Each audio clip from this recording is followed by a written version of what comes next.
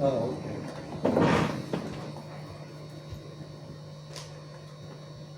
Never let it be said that anarchists are late. We believe in self-discipline. No, that's Yes. very prompt. Prompt. Punctual. With this little beer. Now, tonight we're going to look at an esoteric subject, more esoteric than normal. Yuck. We're going to look at 19th century Melbourne and Sydney anarchism. And you ask me why? Well, May Day is coming up, or the 1st of May, not the 4th of May, is coming up. And the history of the Australian anarchist movement is intrinsically linked to the beginning of May Day. Because the first anarchist organisation created in Australia was created on the 1st of May 1886. And it wasn't an accident, because in 1884, the Federation of North American Canadian Unions called for the 1st of May 1886 to be a national celebration for the 8-hour day, where workers were asked to leave the job and join mass demonstrations. And to honour that, 5 Melbourne people, to describe themselves as anarchists, and I'll talk about them in depth later on, formed the Melbourne Anarchist Club on the 1st of May 1886. Now, I've got here, which I'll hand around and I'll read in a minute, it's a little bit too much to remember, is the call, the Principles of Association of the Melbourne Anarchist Club, formed on the 1st of May 1886. So if you'd like to pass this round, it shows you, to a significant degree, the sophistication of their political, social and cultural positions in those days. Here we go, a few more. Right.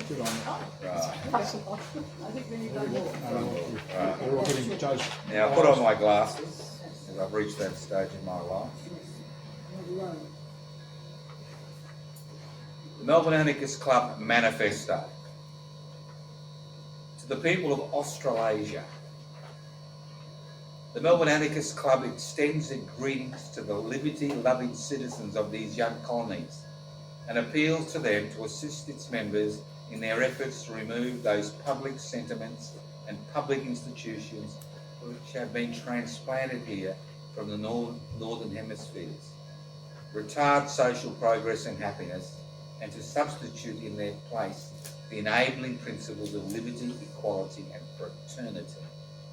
The objects of the Melbourne Anarchist Club are: 1, to foster public interest in the great social questions of the day by promoting inquiry in every possible way to produce 3 public discussions of all social questions, and to circulate and publish literature throwing light upon existing evils of society and the methods necessary for their removal.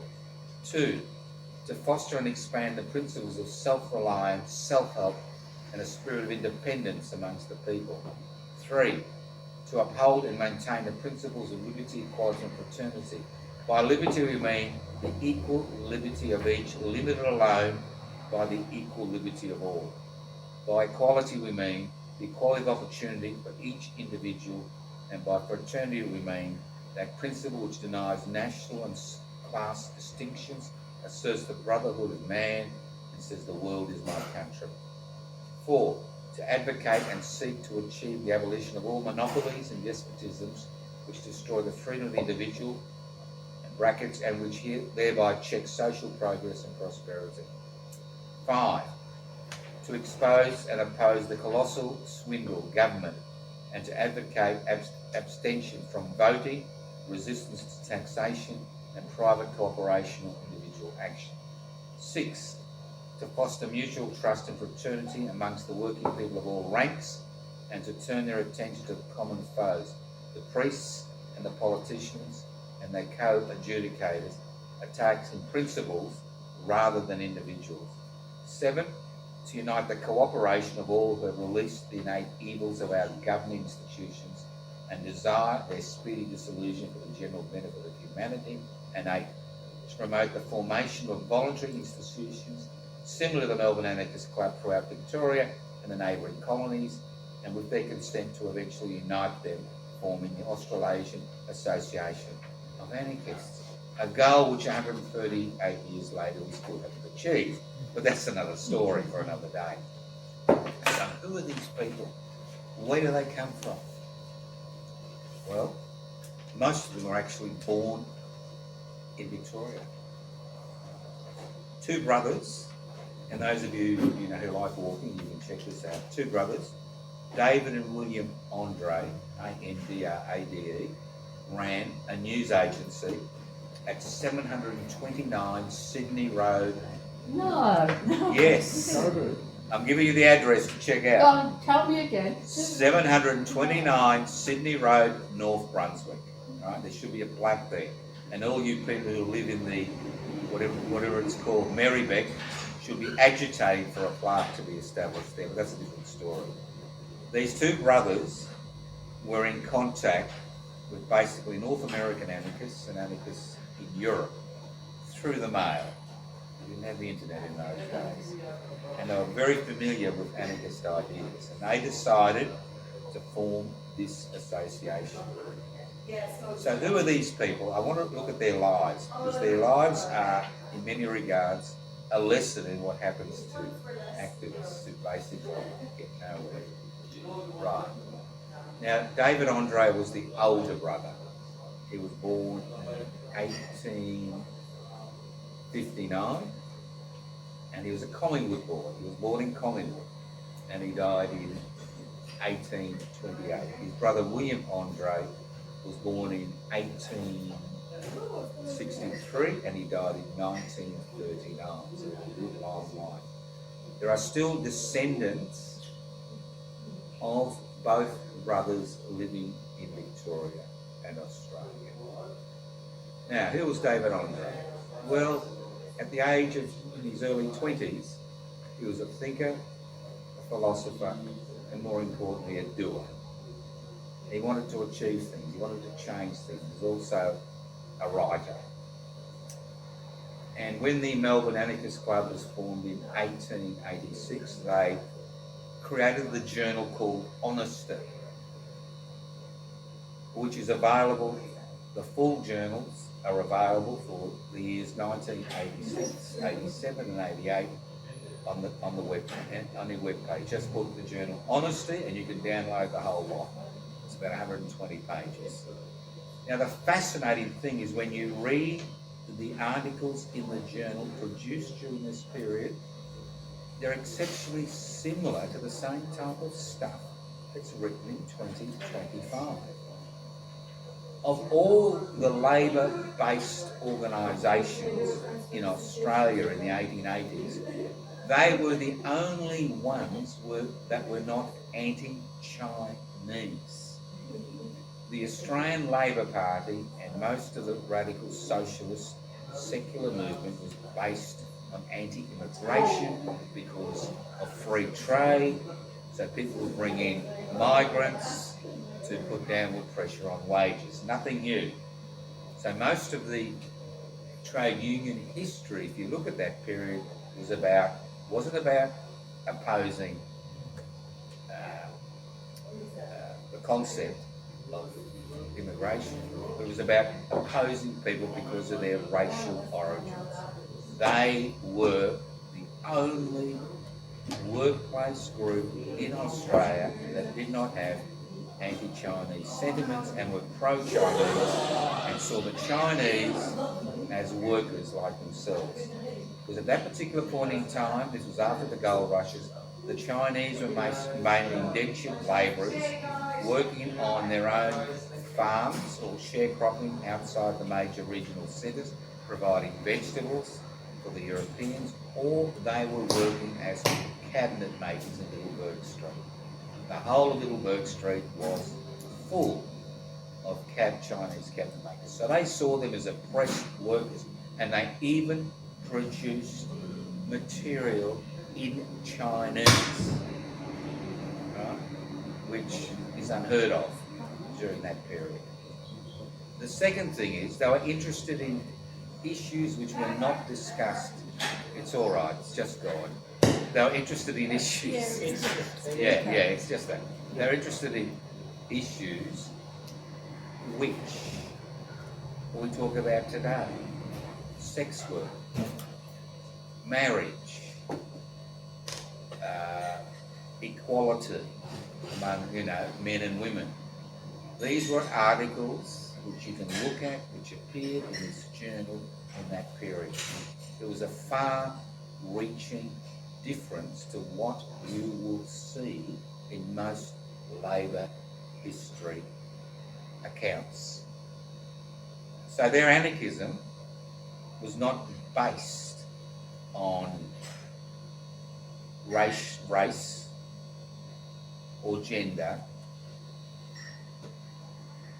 and you wouldn't say there was anything about sexuality in that particular, but there was things about contraception, because as I mentioned before, contraception was exceptionally important during that period because of all the women who were involved in sex work, which was 10% of the Melbourne population during that period, and all the children that were unwanted who were born during that period, and the baby farmers and the infanticide, which was rife in the community. So they spoke about these things. They called public meetings about these particular subjects which are open to the public. They also sold the journal Honesty, and some of them actually even lived off the proceeds of the sales of Honesty, because from a population of about 600,000, they were selling up to 6,000 issues a month. And I can assure you that most radical groups would not sell 6,000 copies of their papers today. But the difference then was you had socialism and you had anarchism, but you didn't have communism at that particular point in time as an organised force. So most anarchists were socialists, but not all of them were socialists, but most of them were socialists. Now, David Andre was more of an individualist and a mutualist than an anarcho-communist. Right? But he was a doer. And what he did, he opened up a house in Albert Park where people coming to the city who came in to listen to the lectures could actually sleep overnight. And it was kind of and they also had a printing press there. They also rented, Melbourne Anarchist Club, a room in the old Her Majesty's Theatre, which was burnt down in the 1950s, on the 3rd floor, where they had their printing presses, right? And because they produced their own literature at that particular point in time. And I'll talk about the other members, the other 6 members, or 5 members of the club. So that's David. Now, I'll go through his life, and then I'll come back and go through all their lives individually. Now, David was a little bit of an entrepreneur, but he wasn't an entrepreneur in terms of business. He was what I describe as an anarchist entrepreneur. And in 1892, at the beginning of the Great Depression, could you imagine this?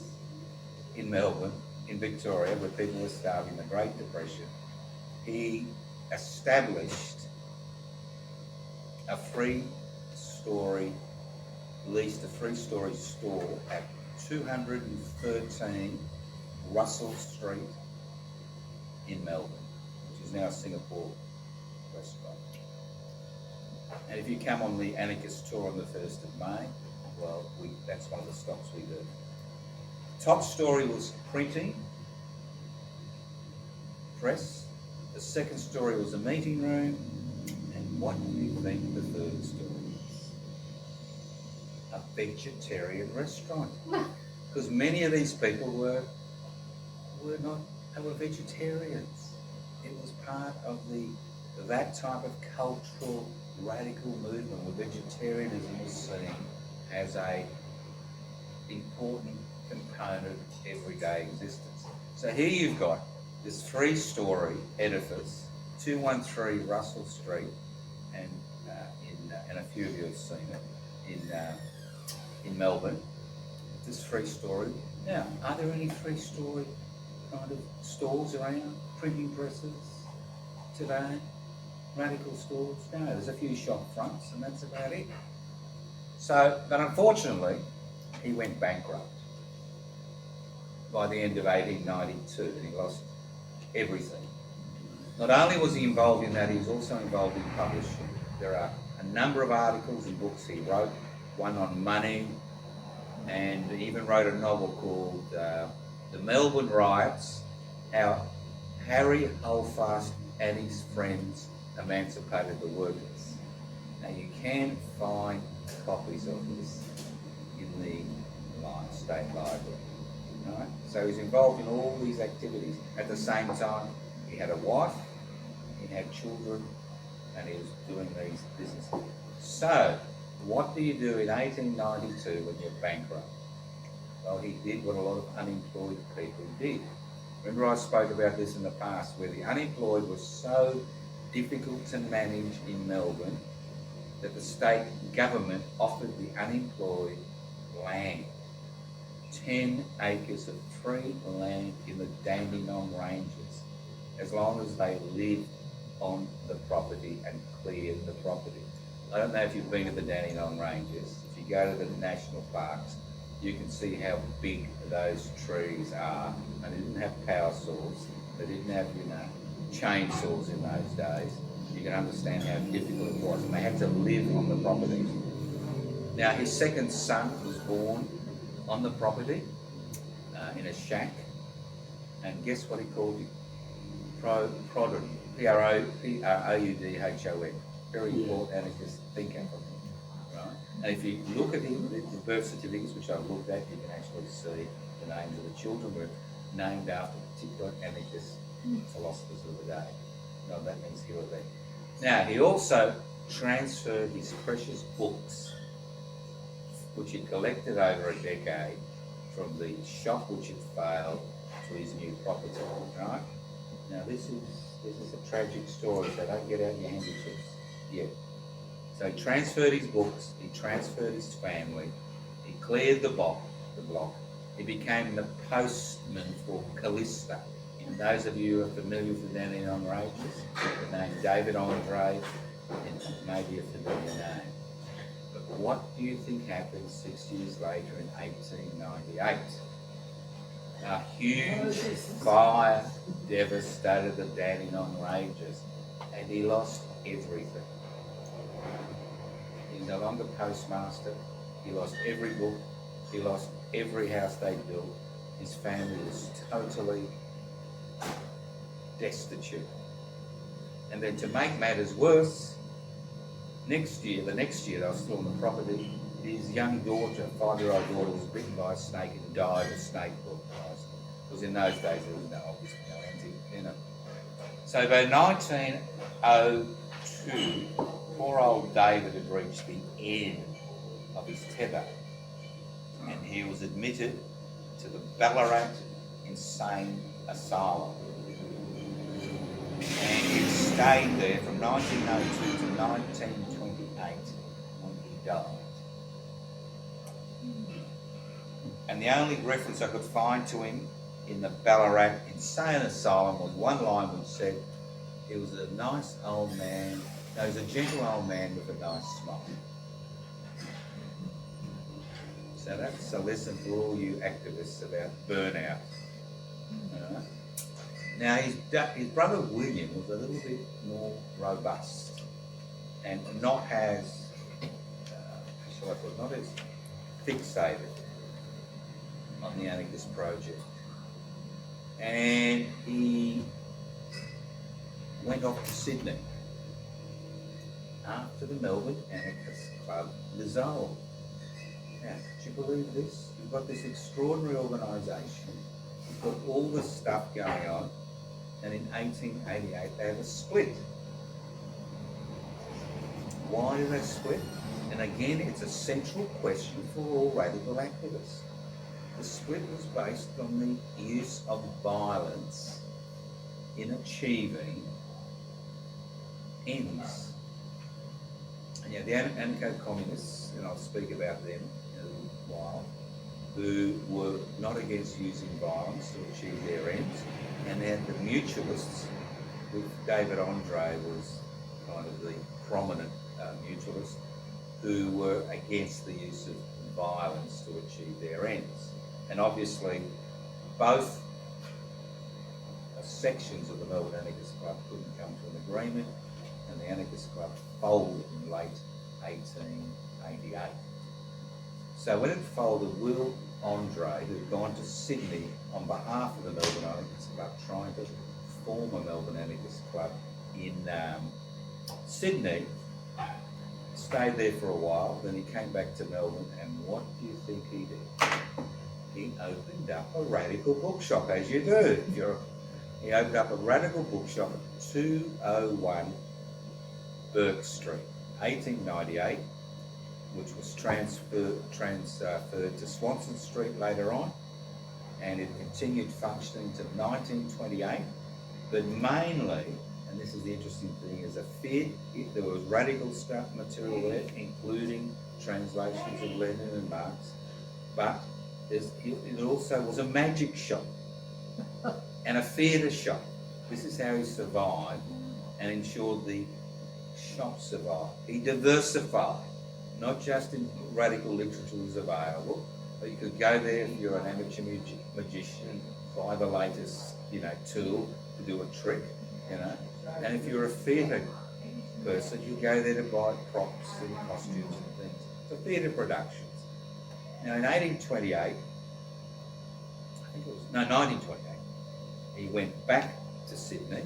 His wife had died, he remarried, went back to Sydney, and I'm not sure what he was doing, but he was reasonably well off. He had 2 daughters and 1 son, and he was going to Europe and buying books and coming back.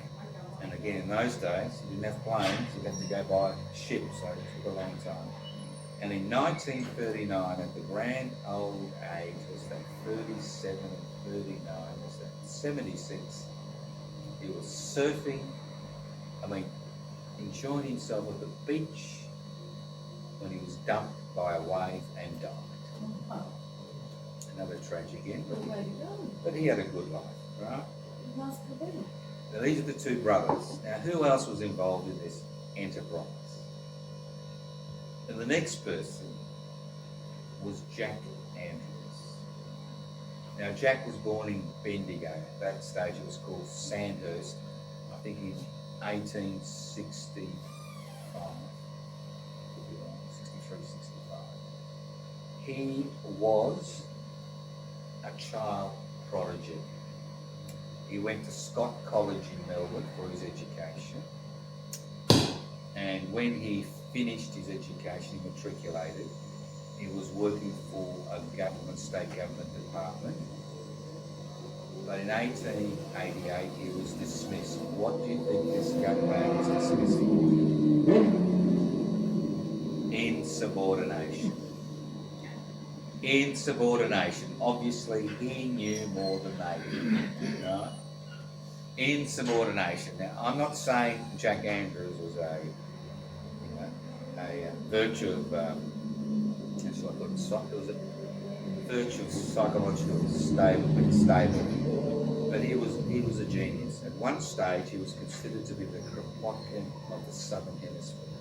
And Peter Kropotkin was one of the foremost anarchist philosophers in Northern Europe in the late 19th century and early 20th century. There are much literature by Peter Kropotkin, including Fields, Factories and Workshops, which looks at how to practically implement anarchism. He was a Russian prince, believe it or not. That was Peter Kropotkin, not Jack Andrews. Now, once Jack Andrews lost his job, he became almost a full-time agitator. And being disillusioned with the breakdown of the Melbourne Anarchist Club in 1888, he travelled to Sydney, but not the ordinary way you travel to Sydney. He walked to Sydney, and he had a trap to catch rats, which he ate on the way to Sydney. He's an interesting character. He wasn't vegetarian then. Well, maybe David was, but Jack wasn't. He ate what he had to eat to survive. Now he was rats. Pragmatic. So, but he was also a brilliant writer, and on his way to Sydney, I think it was in 1890, he stopped at Alexandria and Yea in Victoria, where he became sub-editor of the Alexandria and Yea Gazette. He had a scoop in 1890 during the massive maritime strike in Victoria, because the government was so concerned because of the unemployment question, social dislocation, food riots in the streets, and people like these anarchist schools and socialist schools and all these issues.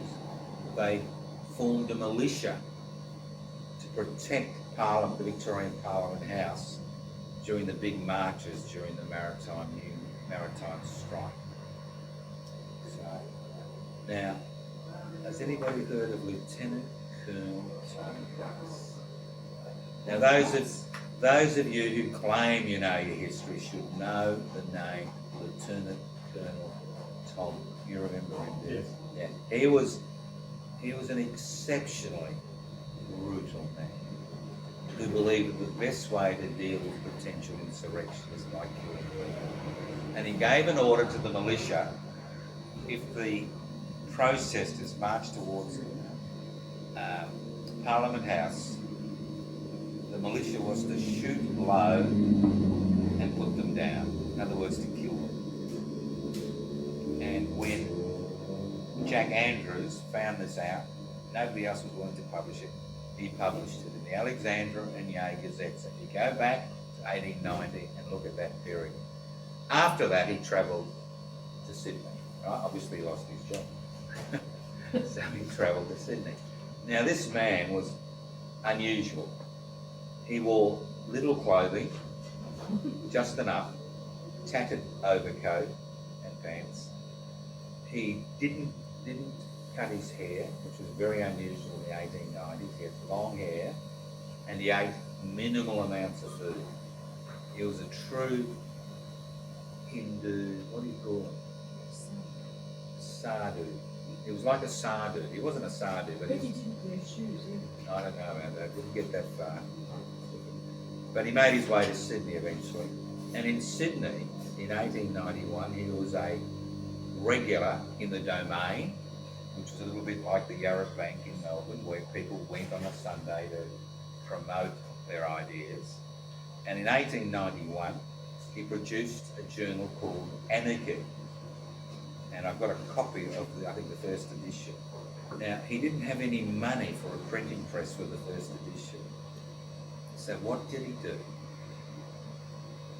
He did a woodblock print, which means he carved every word out, every letter out of a piece of wood, then put ink on it, and then put the paper on the ink. Now, he made one error. He didn't put at the last page of Anarchy, he didn't put a mark which was required by the government of the day. He was taken to court and jailed for 2 months. Then he got a printing press, and he produced another magazine in 1891 called Revolt. Now, this magazine, small magazine, he was actually charged with seditious libel and jailed for 3 months. So he decided that life wasn't good for him in New South Wales. So remember, he's a foundation member of the Melbourne Anarchist Club.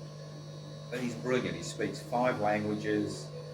He's a brilliant poet. He still has 4 volumes of poetry which you can access on the World Wide Web. 4 volumes. Great writer, great reporter, but lived a really basic existence, was the destitute. When you looked at him, when you look at the picture of him, he looked almost like a desiccated Jesus Christ with his long hair, his overcoat, no shirt, tattered pants, but he was greatly respected for his participation in the workers' movement. And he was offered a job in America on a magazine I think called Firebrand, a radical magazine, but he wasn't able to raise the money to get to America. And eventually he lost a little bit of interest in anarchist ideas and worked with some emerging Labor politicians from the newly formed Australian Labor Party. And in 1902 he was made editor of, I can't pronounce this, it's a very important Labor magazine here in Victoria called Toscano, Toscin. That's available on the internet. But in late 1902, he was diagnosed with tuberculosis at the age of 37. He was so respected by the Trades and Labor Council, Trades Hall here in Melbourne, that they passed a sympathy motion of his admission to the Melbourne Sanitarium. He died in 1903 at the age of 37 from tuberculosis because of the lifestyle he led and the people he associated with, the destitute and the poor. And he's buried in an unmarked grave in the Burundara Cemetery. So if you're interested, if you could find where that unmarked grave is, and I'm sure you could, all you keyboard warriors. Do you mean it's unmarked in that there's no There's no gravestone. There's no gravestone, but there should be among the records. Jack Andrews, buried So 1983. what's this Burundara Cemetery? Is that Kew? Kew. That's the Kew Cemetery. That's the They Kew, renamed. the old part of the Kew Cemetery. Okay. And I reckon if somebody's got the time, if they could find where That'll be on the website. possibly, Will be. yeah, possibly. If you can find where it is, go and visit it. Yes. Tell me, and we'll do a little bit of fundraising to put a memorial on the compartment of the Southern Hemisphere, because he was an exceptionally important figure, and he was described as gentle, intellectual, respected, irrespective of the way he looked. That's how powerful his intellect was. So that's Jack Andrews, a foundation member of the Melbourne Anarchist Club. Then we have the mighty Monty Miller. Now, Monty Miller was an activist from a very young age. He was actually involved peripherally in the Eureka Rebellion in 1854, when as a 13-year-old youth, he jumped the fence after the soldiers had bayoneted many of the rebels. And he was part of the brigade of young kids and women who dragged their bodies over wounded diggers to prevent them from being bayoneted to death. This is Monty Miller. This is his beginning as a 13-year-old youth.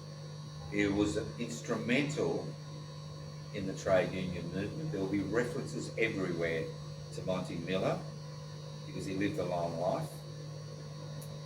And in his 80s, he was he was an early member of the Industrial Workers of the World. He was an anti-conscriptionist. And in 1916, at the age of 83, he had the honour of being jailed for 6 months for being a member of the Industrial Workers of the World in Australia, in Perth, which had become a proscribed organisation. Nothing's new. And membership meant a mandatory 6 months jail sentence. He survived that, and he died a great death as an old man. Unlike poor old David Andre and Jack Andrews. So there is hope for all of you activists out there. Some of you will die as happy old men and women. All right?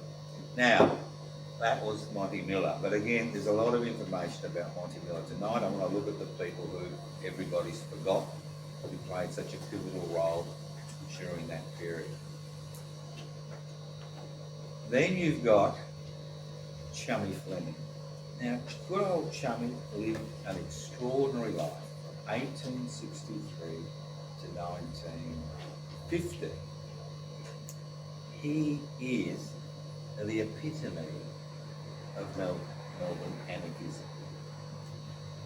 At one stage, he was the only anarchist left in Melbourne in the 1930s and 1940s and 1950s. Now, Chummy Fleming was born in England of an Irish father and an English mother. His mother died at the age of 5. He was working as a bootmaker's assistant in a factory at the age of 10, which was not unusual in those days. His father and his grandfather were prominent working class militants in England and Ireland, well known, but not, figures that everybody knows, but people who are, rank and file militants. They had a militant tradition. I think at one stage he joined the English forces, but was at the age of 17 was chucked out because he had a heart issue. So Monty Miller, at the age of 21, his uncle, who's living in Melbourne, called him out to assist him as a bootmaker, because by then he was a bootmaker by trade. He arrived here in 1884, and before you knew it, he was involved in everything. He was a foundation member of the Melbourne Anarchist Club. He was a foundation member in 1884 when he came to the Australian Secular Society, and the list goes on and on.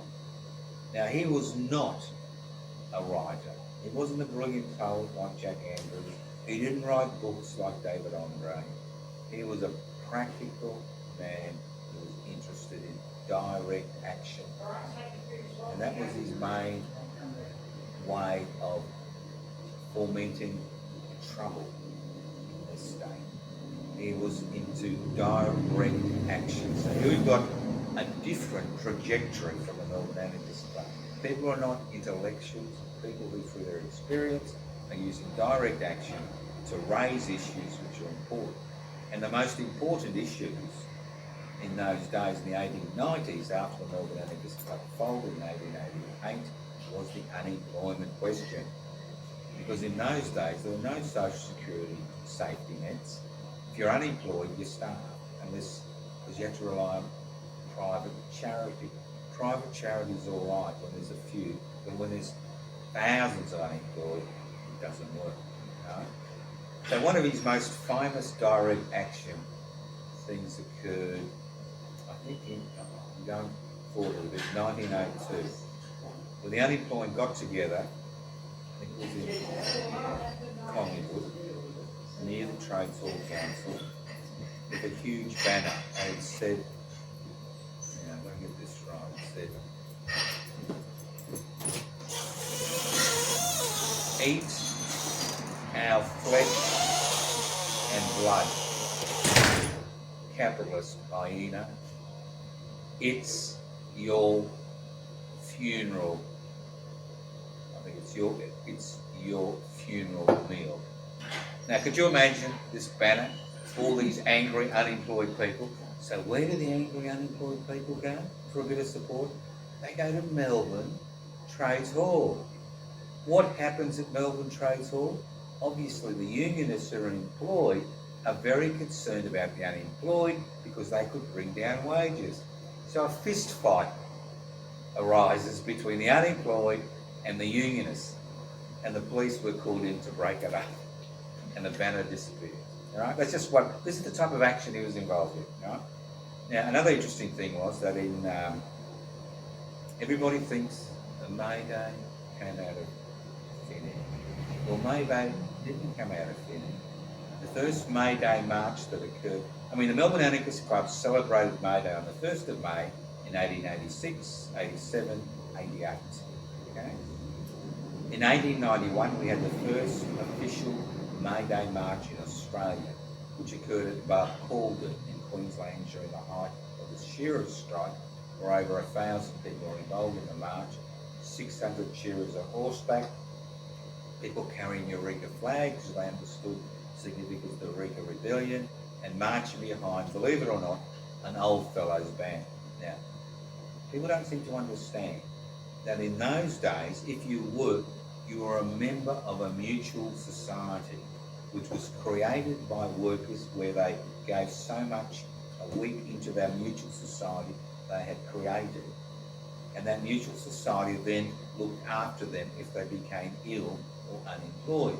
So mutualism was a significant part of trade unionism. And it wasn't until the 1980s that the mutual societies, things like the AMP, the Australian Mutual Cooperative Fund, or the Independent Order of Oddfellows, were privatised because people forgot the importance of mutual societies because of the social security net and were happy to give away their ownership for a $600 cheque.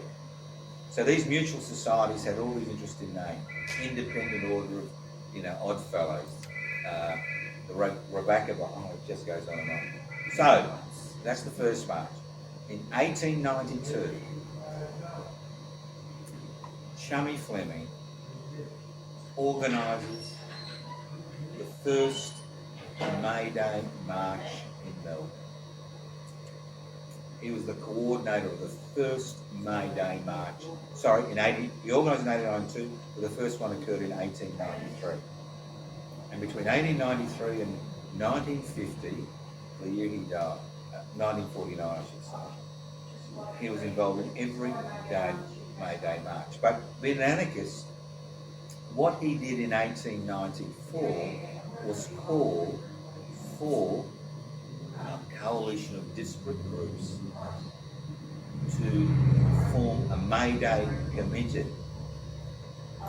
And then that May Day committee was harassed, beaten up by the cops when they May Day marched. They used to start at the Birkenwills Monument, which you all know in the city, and march down to the Yarra Bank, where they'd have orations. And he was instrumental in starting the May Day march. But the thing you've got to remember is that the May Day, as an international day of protest for the 8-hour day, as I said before, was initiated by the North American Federation of Trade Unions, Canadian and USA's. And a little bit of history, because you've all heard of the Haymarket Martyrs. On the 1st of May, 1886, there was a huge march of over 40,000 workers in Chicago. On the next day, 4 workers were shot dead by police outside the McCormick, Mills in Chicago. On the 4th of May, I think it's the 4th of May, the anarchists in Chicago organised a meeting. There were about 200 people there. At the end of the meeting, somebody threw a bomb into the police lines. The police panicked. They shot 4 other police and 7 protesters dead, but 8 anarchists, 5 of them who were not even at the march, were arrested. Randall Hearst, the forerunner of Rupert Murdoch and all the gutter press, they used to call it the yellow press, because they used to print on yellow paper because it was cheap. They basically hung them out to dry. 5 of them were hung. A number of years later, about 10 years later, they're all found not innocent. They're all found innocent and of the crime. So the Haymarket Martyrs were very important in the organisation of May Day commemoration in Australia.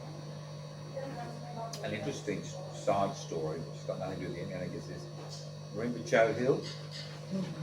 Everybody remembers Joe Hill. Well, when Joe Hill died, he was cremated, and little matchboxes of his ashes were sent to trade halls all over the world, the Western world mainly, and Australia. One arrived, and this is a true story, arrived at Melbourne Trades Hall.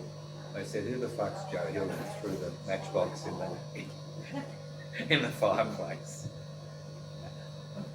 All right, that's what happens in life. You're going to let your ashes. So let's get him back to Chummy Fleming, right? Now, Chummy Fleming was a bit of a lad, involved in, I think it was 1890. Under church pressure, the state library was closed on Sunday. So Chummy Fleming and a few other radical activists organised some direct action against the closure of the library. And at one stage they had 6,000 people protesting, and they walked from the State Library to Parliament House, where there was a bit of a fracas. So poor old Chummy Fleming was charged. He refused to pay the £5 fine on principle. You know what they say about people who don't pay fines on principle? And he was jailed in, at that stage, the old Melbourne jail, I think. Could have been Melbourne, but it was the old Melbourne jail. Now, while he was in jail, there was a bit of a nuisance. He looked at the prison regulations and he noticed this little bloke, you know, he was only a little bloke. He wasn't, you know, he was only a little bloke, 5 foot nothing. You know, he's not the type of bloke you really want to offend. And so he looked at the jailhouse regulations and he noticed that the regulations didn't actually coincide with the sanitary arrangements they had. So when the governor came round, he used to go have his little walk every week around the jail. That was part of his little thing. He was bailed up by Chummy Fleming, and this is on the records, and he was harangued for an hour. And obviously the sanitary disposal units were improved. Now the great thing about this is this agitation, and this is horrible, this is wonderful. The agitation led to the opening of the state library for working people, because they used to work a 7-day week. But guess what? No working people went to the library on Sunday, and they closed it again. Well, you know, there's other things to do. You went down to the wharfs to hear speakers, you go down to the domain, go to church in the morning. You know, there's lots of other things to do. Why would you bother going to the library? And remember, at that stage, we had all those Mechanics Institute, which had been set up around the state, including an RMIT, which initially was just a Mechanics Institute, where workers could go to educate themselves at night. So in many regards, you know, this struggle, you know, kind of petered out.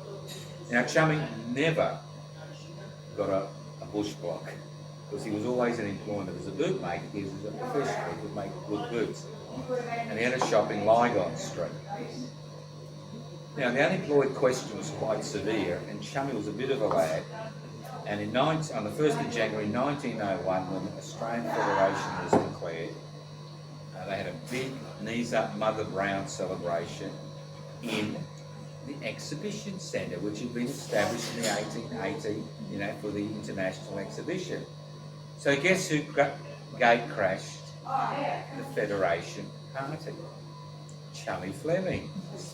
And because they were so concerned with him causing a ruckus, he was followed by 3 detectives as he wandered round, you know, speak to anybody you like, drinking the alcohol, eating the food for the dignitaries.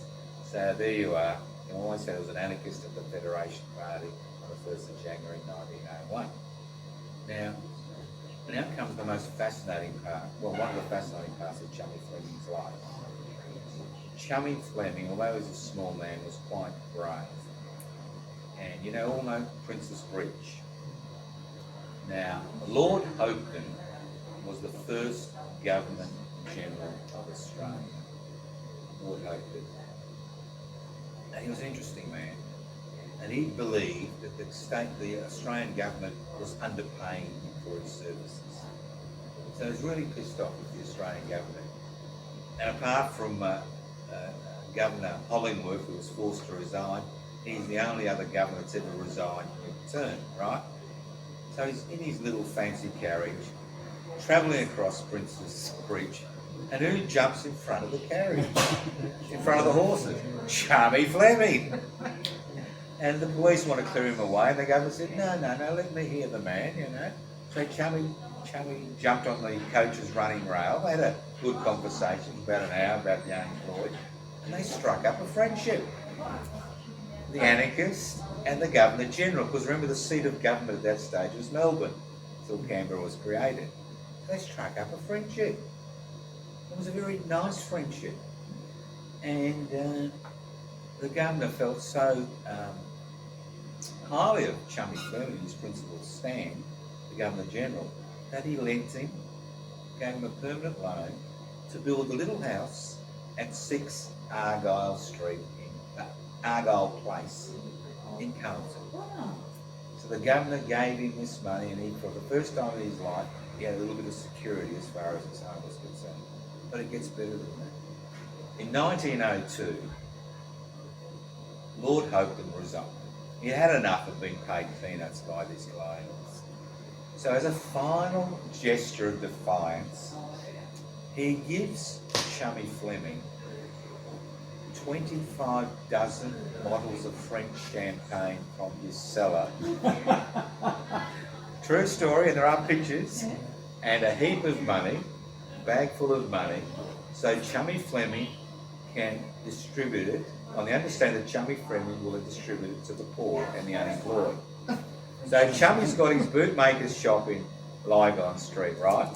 So on the 24th of June, 1902, that morning, the story gets around the day before, there are 5,000 people congregated around the shop, right? Because married men were offered a shilling, single men who were unemployed were offered sixpence, and everybody was offered a free drink of champagne.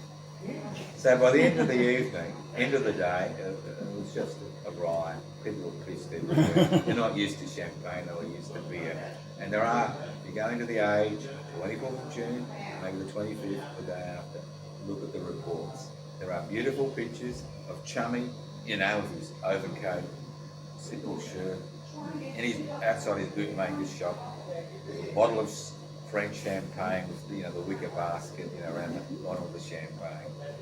Wonderful story, wonderful story. Now Chummy continues. What happens with he continues to berate, like, he's not like Jack Andrews, he's a pleasant man. Chummy's a little bit unpleasant. He berates the new Labor politicians, and he's eventually expelled from Trades Hall in Melbourne in 1904, and that kind of isolated and marginalised. So what used to happen is that as the Communist Party was formed in the 1920s, they took over the running of May Day. And if you look at that period, it was basically a little bit like today. You know, it was, you know, these Marxist-Leninist type of groups were running May Day. He was so pissed off that he would start the march with his two flags, one which said freedom, the other one said, I think, liberty. I could be wrong, freedom and liberty. And he'd walk ahead of the march until the march caught up with him. So he keeps saying he was led the march, and he did this. And then he'd go, every Sunday he'd go down to the Yarra Bank and speak to the proverbial 2 men on the donkey about the principles of anarchism with these little red banners, one with the word freedom and the other one with the word liberty. No. Sorry guys, I'm going to leave this door open. Yeah, do it so. So that could have been somebody in Sydney. I could be wrong, but I think. Now the interesting thing is, yeah, we'll talk about that in a minute. The interesting thing is that the State Library of Victoria has both flags, so you could ask them or look up their website. They've got both flags, and they have seen them displayed in the past. Chummy's flag. So we can resolve that question right now, Paul. Yeah. He's on to his search engine. Isn't it wonderful? How much of this material is in the State Library? Because we could ask them to You can get it on there. put on an exhibition though. Well, you could, yeah. Yeah. Anarchy, right. See, anarchy and liberty. There he is. It's good to know we've got one historian amongst us who knows something and one who doesn't. That's why I thought having the word freedom and liberty was a little bit... Freedom and anarchy. Yeah. So there he was. Now he died eventually in early 1950, right? He wanted, and this is the final irony, I love this. He wanted his ashes to be spread on the Yarra Bank on May Day. But somehow, as we know with Melbourne Trades Hall, with Joe's story, his ashes went missing, or they forgot about them. So when they reached the Yarra Bank, there was the kerfuffle about his ashes being spread because the 1950s. So one of the union officials contacted the Butchers Union, or whatever they were called, and they got this big tin of ashes, right? Ashes, any ashes will do. And it was a windy day, and you'll know what happened.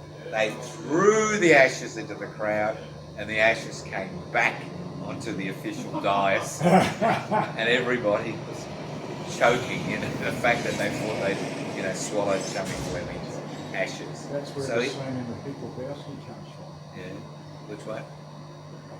Cult movie where Yeah. ashes blow back on. Well, I'm going to tell you a real story about an idiot called Joe Toscano. There was this patient of mine who didn't have anybody, and he made me eventually his next of kin, so he could get the funeral right. There were 5 of us at the funeral, him in his casket, me, the lady who sold him the prepaid funeral a few weeks previously, was sorry for him, and I think 2 nurses from the nursing home, right? We had our little cups of tea and said a few words about Johnny, and it was a nice funeral. We got cremated and I forgot all about it. Then one day, the matron of the nursing home says to me, Joe, what are you going to do about Johnny's ashes? And I said, well, we've cremated him. He said, yeah, you cremated him, but his ashes have been in the corner of my office for the last 3 months. And I said, oh, I better get his ashes. So, they're in this plastic thing, right? So I chuck him in the back of the station wagon, as you do, in the back seat. And about 2 or 3 months later, my daughter says to me, she's about 10 or 12 or 14, what's this thing under my feet? It's John's ashes, I need to get rid of them, right? True story, this. So I wandered down to the Yarra one day, and I get down there, and I noticed that there's no cap. It's one solid plastic container. So I couldn't cut the top off. So I threw them back again in the back of the car. And a few weeks later, I was doing a presentation like this at Seaford, and I was very familiar with Seaford, especially, the Seaford here. I used to be in Melbourne medical for a reason. So I got into the meeting. It was a winter's night. What a wind. It was howling. I don't know if you've ever seen the Seaford Pier. No, it's about over 500 metres long. I'm walking down with Johnny's ashes. I've had a knife, I've cut off the top, and I'm walking down the waves of the thing, and there's thunder, and there's lightning, and I go down into the pier, and in my haste I throw the ashes into the wind, and guess what? Yeah, Johnny is my friend for the next few weeks. In my nose, in my mouth, in my ears, in my eyes. So that's for young players, if you're going to get rid of ashes, make sure it's not a windy day. That's the goal. So, now his house has been demolished. This is the one in Argyle Place. Yeah, 6 Argyle Place. It's got a blue plate. Oh, Now, It's disgraceful. but he is the only anarchist, and this is another irony, that has been actually honoured with a place name. And if you go there, at the back of the 7-Eleven shop, and I was there actually today, there is a plaque corner, and if you look it up in the directory, there's a plaque saying Chummy Place. There's only one problem. They misspelled Chummy. He was C-H-U-M-M-Y. It's a reference to somebody who comes from England. It was an Australian slang for an English person, Chummy. But they've spelled it C-H-U-M-M-I-E. There you go. So if you are coming to the anarchist walk, where I look at 19th century anarchism, early 20th century anarchism, This is please, on the 1st of May. 1st of May, midday. After you've had this thing all night. Yeah, I don't know how I'm going to get there, but I'll get there. I mean, we're doing an all-nighter on 3CR between 12:30 and 6, talk back all-nighter. We did that last year. Then we're having breakfast. Then we come back to talk back with attitude. Then I'm going to drag myself to Argyle Place and do maybe an hour and a half walk. And then we have a bit of food down at the Paramount Food Court. And then you sleep. Ta-da! We have one survivor. You haven't been, have you, Paul? You're working. I'm working Yeah. and then I go to the rally at Yeah. night. Yeah. So is that 12 o'clock Midday. Chummy Place. on the 1st of May? Yep. One of the few things that occurs on the 1st of May in this city. And what are the back rooms at Chubby Place? You just do Chummy Place. You are Yeah, it's Argyle Place, because that's where he lived. Oh, Yeah, Argyle Place North, because it's been renamed. You got the big park, and you got North and South. Argyle Place, North and South. You got Argyle Place. And his little house is now a two-storey house. It's off. Quite almost. you really don't listen. No, you can't miss the Chummy Place. It could have actually been at the bank of the second. I like those. Because those houses next to it. It's a lame-o rubbish bins, basically. Yeah, that's it. Lame-o. Yeah, that's it's Channel Place. Yeah. It's a lame-o. So if anybody's interested, come along. And Oakton Avenue is at the back of where I live. Hopefully have a Yeah, named after Yeah. that by Nugent. And on the way to on the way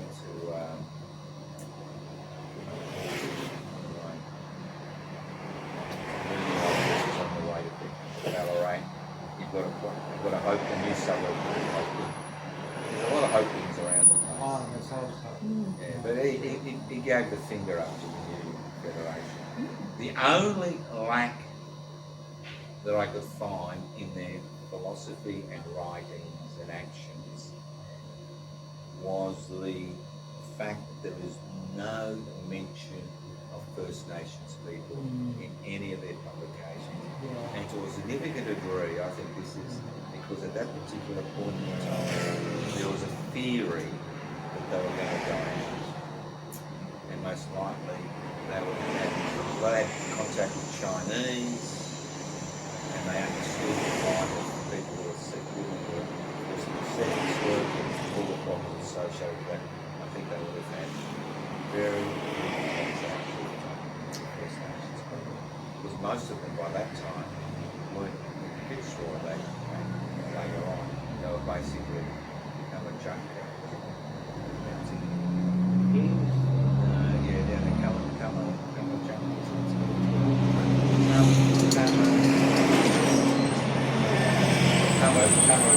Yeah.